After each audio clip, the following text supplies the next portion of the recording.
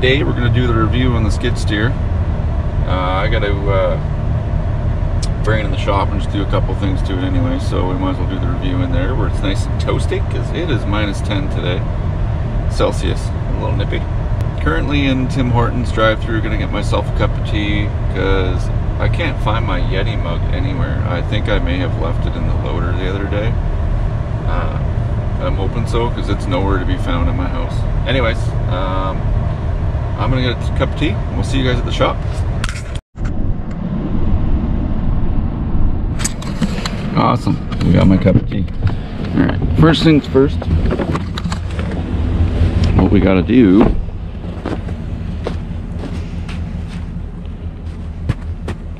glad that ain't frozen. See, when you lace her with salt, getting into some of the finer stuff I had here now. Here's the more coarser. You can see the salt in there. Right there. It's riddled with salt and snow. Awesome. Yes, I'm gonna have to get all that snow off there today too. Anyways, first things first, we're going to fire this beast up. The key always helps. Holy jumpins. Turn that down for a second. See? Plugged in. Alright, then we fire it. Alright, so we're gonna let this warm up. Alright guys, so we're in the shop right now. I gotta basically pull the loader out to get the skid steer in here. I gotta take it out anyway because I gotta take the bucket off and put the plow back on this thing. Because I am gonna get this thing washed there either tonight or tomorrow night. So we'll hit the dead man switch, turn the power back on, and we will check our oil. Oh yeah, looking good, looking good. It's hard to get that back in there. There we go, one-handed.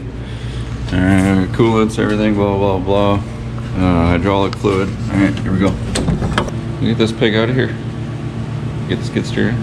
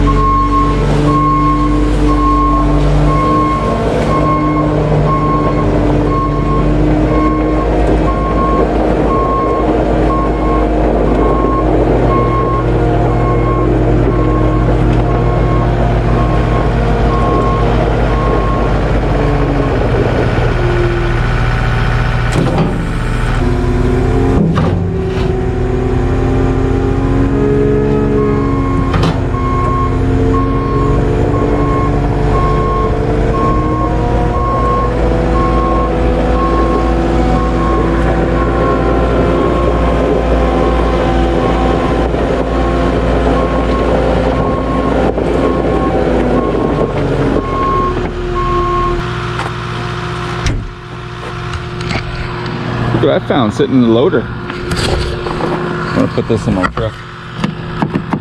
Maybe. Anyways, we get the skid steer in there.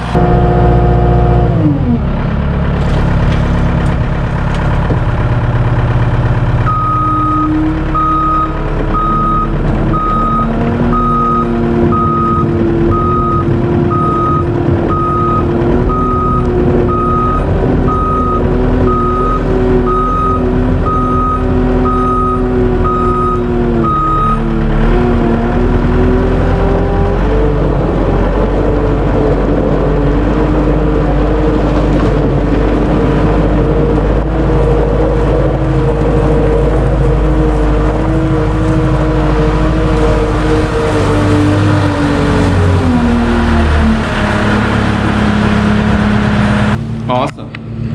Now that it's like 2 degrees in the shop, let's let it warm up a little bit, shall we?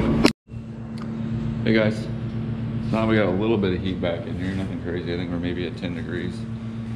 Better than -10 though. Anyways, this is not gonna be a long video. I brought the machine inside here to do a few different things to it. I gotta tighten a couple of these up on these pins areas. I've never done that, especially on the front pins for the curl of the bucket. Both of those got to be tightened up. 2.5 years now. 2.5 years I had this one. Anyways, so we'll get started on what I think of the 2460 cat skid steer. I do really love this machine. We're outside, we'll start outside. The one thing that I will never ever do again is buy a rubber tired skid steer. That's all I've ever owned, to tell you the truth. Every skid steer now will always be the track skid steer, and not the compact track loaders. I want the multi-terrain loaders. It's just better suited for me, that track system, rather than the other one. The other one's a little tougher, take a little more abuse, less moving parts, less parts to replace. But the multi-terrain is exactly what it says it is. It's multi-terrain. You can use that one on asphalt, whatever. You could use the other one on asphalt, but you'd have to run snow tracks on it because it is rough riding with the track system that it has. It has the knuckles on the track system, which is great for dirt. But the multi-terrain tracks are also great for dirt, but they're also great for snow. So you actually save yourself from buying a set of tracks. So we'll start outside here. I love how Cat recesses the back lights. That way if you back into something, AKA my employee, thanks buddy, you know who you are. Yeah, that way they're not damaged. Regardless, you cannot just change the bulbs on these. I've had to change a couple of these, and I have another one out, and I have one out in the front as well. You got to change the whole light assembly. I don't like that. I would like to be able to get some LEDs for this, but I mean, it's not a big deal for me. This machine really does not do a whole lot in the winter months, other than load my sander in the dark, so not a big deal. And in the summer, I mean, we don't usually run in the dark too often. Very easy machine to grease. We have what, 1, 2, 3, 4, 5 on each side of the machine, and then obviously we have our quick connect that we got to grease. So greasing aspect, this is literally the easiest machine I've ever had to grease, like ever. It's so easy. In fact, I'm going to be doing that today as well too. It needs a bit of grease. For the motor area, there is not a better design on the market for accessibility. Now, if this wasn't all smashed to shit, it would stay up. I gotta fix this. Yeah, that's awesome. But you just take a couple bolts off. You see one bolt right there, and then the other one is right there, and then this whole rad assembly will lift up right out of the way. That'll be your coolant, and there's another rad there, which I believe is your hydraulic, because I think this one is your air conditioning. So that'll lift right up out of the way to access everything and anything. Very easy machine to access. The oil filter is tucked in down behind there. You can go check out one of my videos where I changed the oil on this. You'll see exactly where it is. It's a bit of a bugger to get to, but if you just pop the battery out, which is right there, it's not a problem. I mean, I've seen so many different types of machines out there. I've only owned 2 different types of skid steers, and that's John Deere and Cat. And this one, compared to the Deere that I had, there's no comparison. This is just so much more easily accessible. And if you were to compare this to like a Kubota or ASV or anything like that, it's just so much easier to get to everything. So much easier. I've seen a lot of the Kubota machines where all of this is literally right here, and only the hood comes up and the door opens up and everything's right there. You gotta damn near take all that shit out of there or unbolt it or whatever just to change the oil. So for accessibility on this machine, Cat has got every company out there beat. For the motor, not only that, when you lift the cab up, There's another video where I changed the hydraulic fluid in this. I had the ROPS up to do that. So here's your hinge. All you gotta do, see if we can see it here.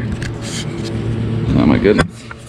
That bolt right there, and then the same one on the other side. You take those two out and that whole cab will lift up, and then you can lock it right on this. That way it doesn't fall down on you when you're working.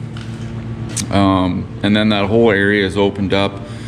All of this stuff in here, all of this, everything that's tucked inside there is accessible after you lift the cab up. Also topping up your hydraulic fluid, that's it right there. The one thing I don't like is they actually have a gauge right here, just a gauge for the fluid level, hydraulic fluid level. I prefer to see a sight glass on all my machines. I have it on all my other cats, just not the skiddy. The skid steer doesn't have that. These are counterweights, those are extra. For this particular machine, I've lifted up, 3,800 pound pallets of brick. So I mean, the lifting force on this it's just insane for the size of the machine. But I'm pretty sure I wouldn't be able to lift those pallets without these. It acts as like a counterweight so I don't tip forward too much. It's the same motor in this that's in the loader. It's the Cat 3.3B. You'll notice there's no DPF on this one because this one is a 2014. So I mean, it still has emission stuff on it, just not the DPF. You notice we don't have the vertical lift on this one, which my next machine will be getting. This will probably just end up being a yard machine, or I may sell it. We'll see. I don't know yet, because I mean the loader doesn't get used much in the summer months, so it's at the yard all the time. I can use that as a yard machine. So this one I'm probably going to end up selling, because it'll be sitting around for a little bit. Or I may keep it. I don't know yet. We'll see. This is the access door for the chain case. The chain connects to the drive motor, which is in the center, and then the chain runs from the front tire to the back tire, so you can control them. Now, if you put like a steel track system on this, you have to disconnect that chain, or you're going to hurt this machine big time. The one thing. There's two things that I really would change about this machine. There's only two things. One, my number one thing that I really do not like on this particular machine, the quick connect is electronic. It has no power. It's not hydraulic. I prefer hydraulic quick connect. I really do. I've never had an issue with the electronic. It's sometimes I get stuck in there. It's a pain in the ass. And I do clean it out regularly, grease it regularly, so it's just it lacks power because it is electronic. Hydraulic's a lot stronger. We also have the hydraulics. There's the electronic controller. So this machine actually could take a plow, like my loader plow, but it'd have to be a little smaller. Alright, so I think that's pretty well it for outside of the cab. The second thing that I don't like, well, it's not that I don't like it, it's just I would change it if I had a choice, but you really don't with these machines because they are a sealed cab, pressurized cab, would be the door. You know, it opens this way. I do miss that my deer opened up the other way. It was an older deer, so I mean it did open up. Yeah, so I mean you could have the bucket sitting however you wanted it, the boom, and still open the door. This one, it's got to be dropped pretty much right down, or you are not going to be able to open that door. You'll notice right down there, that little switch, we got a heated seat. That's nice. Sometimes when I'm loading the sander, I'll turn that on because it gets pretty cold. This machine stays outside all the time. All right, so we don't have the overhead crap like you see in Bobcat or whatever. It just has the side arms. Now this one is the one that activates everything. You don't have to have this one down, but the first thing you do when you get in the machine, other than putting your seatbelt on, wink wink, is drop down this arm right here, and because if you don't, you will not be able to start this machine. That's pretty much like the lockout, hydraulic lockout for this machine. Everything's digital. We'll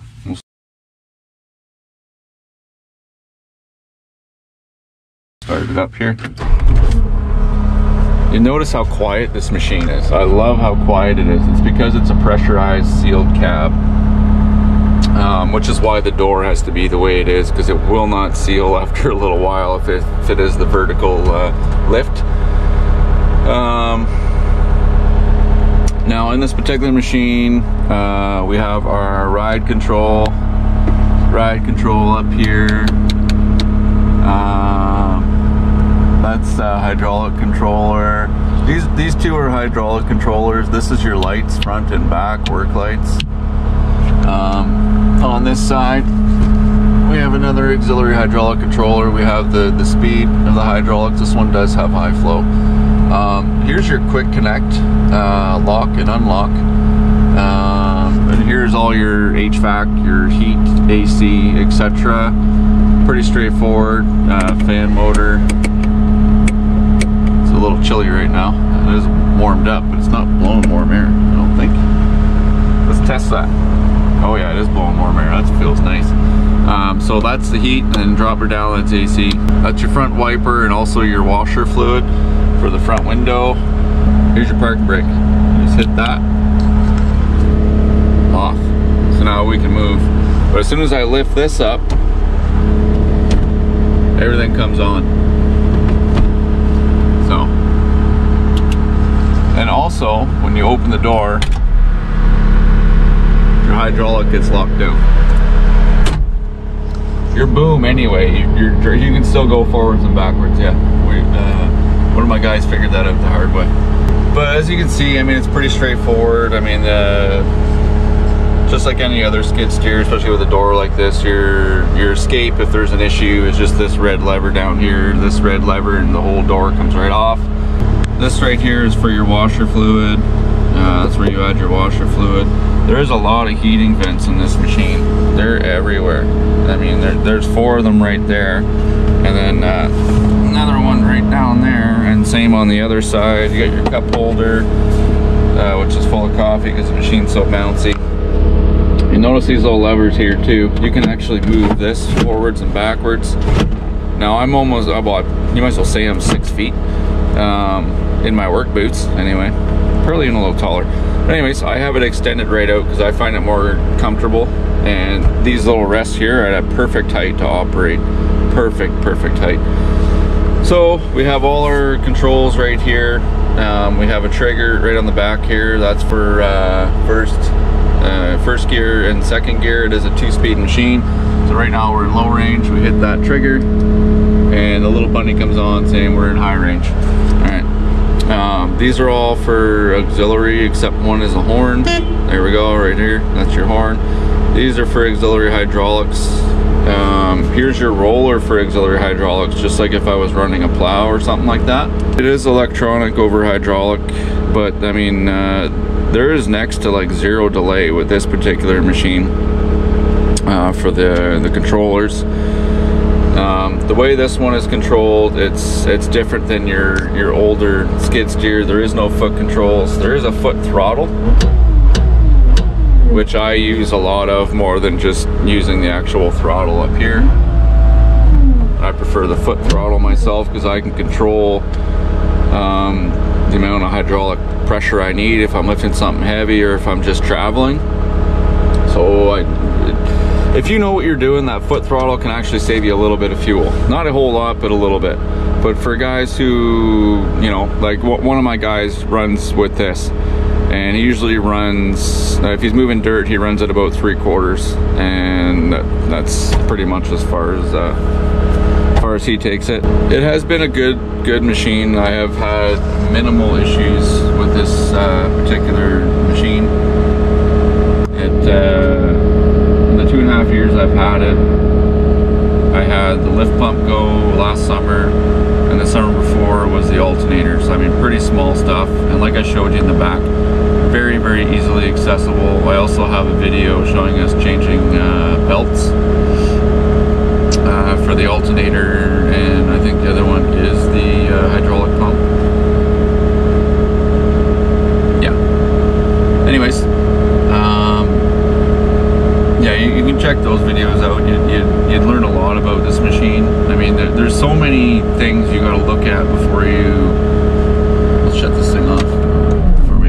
ourselves out here. There's so many things you got to look at before you buy a machine. And every area is different. Like where I am, service-wise, you will not get better service than you can get from Caterpillar. I know that hands down. We have a Battlefield here in North Bay. We have another one in Sudbury, which is about just over an hour west of us.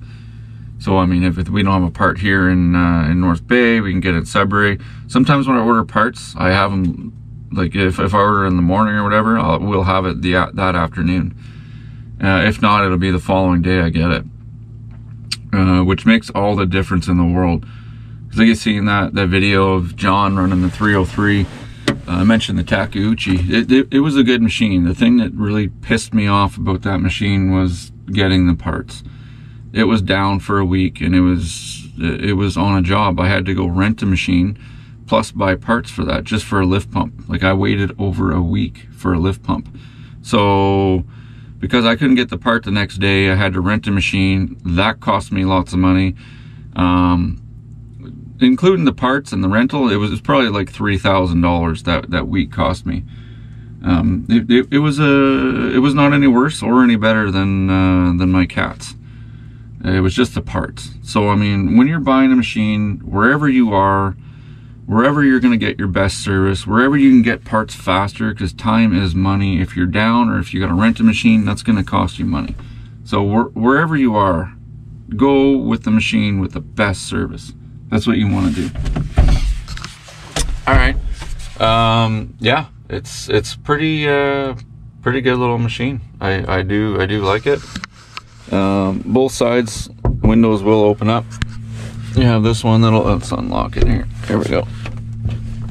Oh my goodness, I don't think I've ever opened this one before. So the back will open up, close, front will open up and close, and then this just puts pressure on the seal here. It's always tight at the bottom. Like I said, it's a pressurized cab. You also have this here, which is convenient. Oh yeah, baby. Yeah, and then a 12-volt power supply, which is good if you need to charge a phone or a GoPro battery. Jeez, almost forgot, because I never use this when I'm working. I'm always in the zone. We got the CD player here. I hate where they put this. Anyways, I do not like where they put this stereo. It's a pain in the butt. Can you picture yourself trying to turn this up or turn it down? Like say you're listening to some music or radio while you're working, and the next thing you know, your phone goes off and you got to turn this down. Like you damn near break your back to turn it down. I would have preferred it, you know, somewhere here. I'll get rid of this goddamn thing and put it right there. That would have been nice. Yeah, so I guess there's three things. Not that I listen to much music while I'm running equipment. Yeah, so that's the Cat 2460. Don't forget to give us a thumbs up on the video. Subscribe, of course, most importantly, subscribe. I think we're sitting at like 116 right now, something like that. That is awesome, freaking awesome. Appreciate it, guys and girls. Appreciate it very, very, very much. Okay, I can't tell you how much I appreciate it. Thanks so much, guys, for watching. Like I said, don't forget to give us a thumbs up and subscribe right now. That button, push it hard. All right, you guys take care. Catch you on the next one.